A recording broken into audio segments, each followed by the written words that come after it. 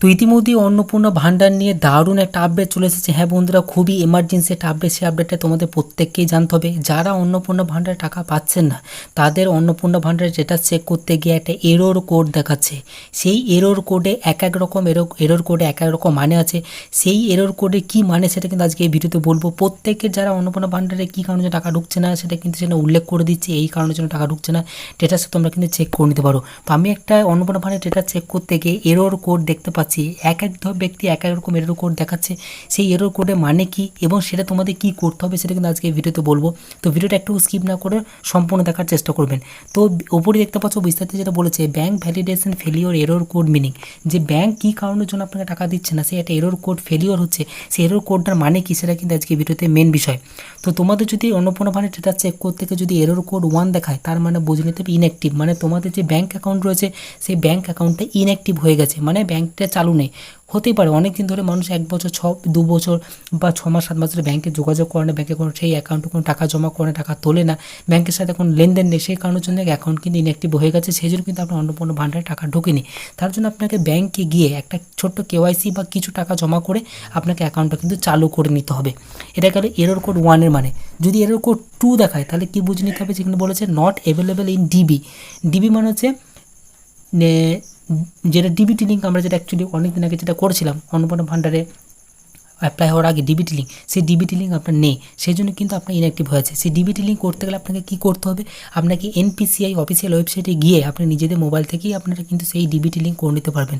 অনেকের আছে, অনেকে ব্যক্তির 2-3টে ব্যাঙ্ক অ্যাকাউন্ট থাকে, তার মধ্যে কোনো ব্যাঙ্কে চালু নেই আবার কোনো ব্যাঙ্ক রানিং আছে। হতে পারে এমন কোনো ব্যাঙ্ক অ্যাকাউন্ট দিয়ে দিয়েছেন সেই ব্যাঙ্কেরটা ডিবিটি লিঙ্ক নেই, সেই কারণে কিন্তু আপনার টাকা ঢুকছে না। সেই জন্য আপনাকে কিন্তু ডিবিটি লিঙ্কটা করে নিতে হবে এবং ডিবিটি লিঙ্ক আছে কিনা সেটা কিন্তু চেক করে নিতে হবে। সেটার জন্য কিন্তু আমাদের অলরেডি একটা ভিডিও আমাদের চ্যানেলে দেওয়া আছে কীভাবে ডিবিটি লিঙ্ক করতে হয়, সেটা তো আমাদের চ্যানেলে দেখে নিতে পারো। এবং সেটা অফিসিয়াল ওয়েবসাইটে গিয়ে এনপিসি অফিসিয়াল ওয়েবসাইটে গিয়ে তোমাদের কিন্তু ডিবিটি লিঙ্ক আছে কিনা সেটা কিন্তু চেক করে নিতে হবে। যদি এরর কোড 20 দেখায় 20 দেখায় তাহলে বুঝে নিতে হবে invalid response code from UIDAI, মানে আধার কার্ড তোমার কিন্তু এই টাকাটা রেসপন্স করেনি। মানে যেহেতু ডিবিটি লিঙ্কের মাধ্যমে অন্নপূর্ণা ভান্ডারে টাকা ঢুকছে, সেই জন্য কিন্তু আধার কার্ড সেই টাকাটা অ্যাকসেপ্ট করেনি, সেই জন্য কিন্তু এটা ইনভ্যালিড পড়ে গেছে। সেটা কিন্তু তোমাদের কিন্তু এটা কিন্তু তোমাদের যোগাযোগ করতে হবে ব্লকে, যেটা কেন ইনভ্যালিড হচ্ছে বা ইনভ্যালিড রেসপন্স করছে কেন আধার কার্ড, সেটা কিন্তু তোমাদের ব্লকে নিয়ে তোমাদের খোঁজ নিতে হবে। যদি এরর কোড 3 দেখায় তাহলে বুঝে নিতে হবে নট ভ্যালিড আধার নাম্বার, মানে আপনি যে অন্নপূর্ণা ফান্ড অ্যাপ্লাই করার সময় যে আধার নাম্বার দিয়েছিলেন সেই আধার নাম্বারটি ভ্যালিড নয়, মানে একটি ভুল আধার নাম্বার দিয়ে দিয়েছেন। হতে পারে কার বাবার আধার কার্ডের জায়গায় মায়ের আধার কার্ড নাম্বার দিয়ে দিয়েছেন বা মায়ের আধার কার্ডের জায়গায় বাবার আধার কার্ড নাম্বার দিয়ে দিয়েছেন, কিন্তু ইনভ্যালিড আধার নাম্বার, সেই জন্য কিন্তু টাকা ঢুকছে না। যদি এরর কোড 4 দেখায় তাহলে বুঝে নিতে হবে ক্যান্সেল বা ইউআইডিআই, মানে আপনার আধার কার্ডটা ইউআইডিআই ক্যান্সেল করে দিয়েছে। তার জন্য আপনাকে কী করতে হবে, আধার সেন্টারে গিয়ে আপনাকে যোগাযোগ করতে হবে কেন আপনার আধার কার্ডটা ক্যান্সেল হয়েছে। অনেকের কিন্তু হয়েছে আধার কার্ড এরকম ক্যান্সেল হয়ে যাচ্ছে, সেটা কিন্তু আপনাকে আগে ওয়েবসাইটে গিয়ে আধার কার্ডের যে অফিসিয়াল ওয়েবসাইট রয়েছে মাই আধার, সেখানে গিয়ে দেখে নিতে হবে আপনার আধার কার্ডটা ঠিক আছে কিনা। যদি ক্যান্সেল হয়ে থাকে তাহলে আপনাকে কিন্তু আধার সেন্টারে গিয়ে সেটা কিন্তু যোগাযোগ করতে হবে। যদি এরর কোড এফএ দেখায় তাহলে বুঝে নিতে হবে Aadhaar deactivate due to disease status, মানে হচ্ছে আপনার আধার কার্ডে ডিঅ্যাক্টিভেট করে দেওয়া হয়েছে।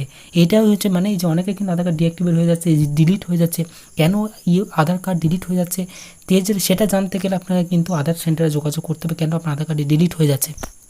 যদি এরর কোড কেটি দেখায় তাহলে বুঝুন তো Aadhaar card lock by Aadhaar number holder for all authentications, মানে অনেকে কিন্তু আধার কার্ড বায়োমেট্রিক লক করে রাখে। অনেকে বায়োমেট্রিক লক করে থাকার জন্য কিন্তু অনেকে কিছু প্রবলেম হয়, ওটিপি আসে না, ঠিকমতো ব্যাঙ্কে ট্রানজাকশন হয় না, সেই জন্য কিন্তু আপনার এই অপশানটা দেখাচ্ছে। যদি আপনাকে এই অপশানটা দেখায় তাহলে বুঝুন আপনার আধার কার্ড লক আছে, সেটা কিন্তু আপনি নিজেদের মোবাইল থেকে ঠিক করে নিতে পারবেন। আধার কার্ড অফিসিয়াল ওয়েবসাইট মাই আধারে গিয়ে সেখানে আধার কার্ডটিকে আপনি আনলক করে নিতে পারবেন। যদি লক থাকে তাহলে কিন্তু আপনার এরকম প্রবলেম দেখাবে না। তারপর যেটা বলেছে যদি এরর কোড U1 দেখায় তাহলে বুঝে নিতে হবে PI attributes of demographic data did not match, মানে আপনার যে বায়োমেট্রিক রয়েছে ফিঙ্গারপ্রিন্ট, সেই বায়োমেট্রিক ম্যাচ করছে না আধার কার্ডের সাথে এবং ব্যাঙ্ক অ্যাকাউন্টে, সেজন্য কিন্তু আপনার অ্যাকাউন্টে টাকা ঢুকছে না, সেই জন্য কিন্তু আপনার টাকা ঢুকতে দেরি হচ্ছে। যদি U1 দেখায় তাহলে আপনাকে বায়োমেট্রিক আপডেট করতে হবে আধার কার্ডে, সেটা কিন্তু আধার সেন্টারেই কিন্তু আপনাকে যোগাযোগ করতে হবে। তারপর যেটা বিস্তারিত বলেছে যে যদি X7 দেখায় তাহলে বুঝে নিতে হবে যে Aadhaar suspend, Aadhaar is not authenticate status, মানে আপনার আধার কার্ডটিকে সাসপেন্ড করে দেওয়া হয়েছে, মানে আধার ডিলিটে যেটা একটু ওকে বললাম, সেটা ডিলিটে বা সাসপেন্ড দুটো কিন্তু একই জিনিস। কেন আপনার আধার কার্ড সাসপেন্ড করলো ডিলিট করলো, সেটা আধার কার্ড সেন্টারে গিয়ে আপনাকে কিন্তু যোগাযোগ করতে হবে। তারপর যদি X8 দেখায় তাহলে বুঝে নিতে হবে ইনভ্যালিড আধার নাম্বার, মানে আপনি যে আধার নাম্বার দিয়েছেন অন্নপূর্ণা ভান্ডারের ফর্ম ফিল আপ করার সময় সেই আধার নাম্বারটি কিন্তু ইনভ্যালিড, মানে ভুল টাইপ করে ফেলেছেন, কোনো একটা ওয়ার্ড বা কোনো একটা সংখ্যা বা ডিজিট আপনি ভুল দিয়ে দিয়েছেন, সেটা কিন্তু ইনভ্যালিড, ওই জন্য কিন্তু আপনার আধার কার্ডে বা আপনার অন্নপূর্ণা ভান্ডারে টাকা কিন্তু ঢুকছে না।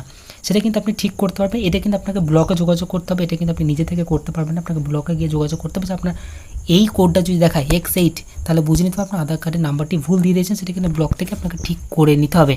তারপর যদি X9 দেখায় তাহলে বুঝে নিতে হবে Aadhaar card cancel, Aadhaar is not authenticated status, মানে আধার কার্ড ক্যান্সেল হয়ে গেছে, মানে আধার কার্ড ডিলিট হয়ে গেছে, আপনার আধার কার্ড দিয়ে হয়তো নাম্বারটি টাইপ করতে ভুলে গেছেন, এরকম কিন্তু হতে পারে, সেটা কিন্তু X9 দেখাচ্ছে। তো এই যে এরর কোডগুলো মিনিং করে দিয়েছে, এই এরর কোডগুলো যদি আপনার শো করে যে কারণের জন্য আপনার টাকা ঢুকছে না, তাহলে এই এরর কোড মানে দেখে কিন্তু আপনি বুঝে নিতে পারবেন কী প্রবলেম হয়েছে, সেই প্রবলেমটাকে আপনি সমাধান করে কুইকলি কিন্তু আপনি অন্নপূর্ণা ভান্ডারের টাকা কিন্তু নিতে পারবেন। তো এই কোডগুলো কিছু কিছু দেখাচ্ছে, এক এক ব্যক্তি এক রকম, সেই কোডগুলো মানে আপনি বুঝে গেলেন, সেটা কিছুটা আপনাকে ব্যাংকে গিয়েও ঠিক করতে হবে, আবার কিছুটা আধার সেন্টারে গিয়ে, আবার কিছুটা ব্লকে গিয়ে আপনাকে ঠিক করতে হবে। তো এই কোডগুলো মানে কিন্তু অবশ্যই জানা দরকার, তবে কিন্তু আপনি ঠিক করে নিতে পারবেন যে আপনার অন্নপূর্ণা ভান্ডারে কেন টাকা ঢুকছে না।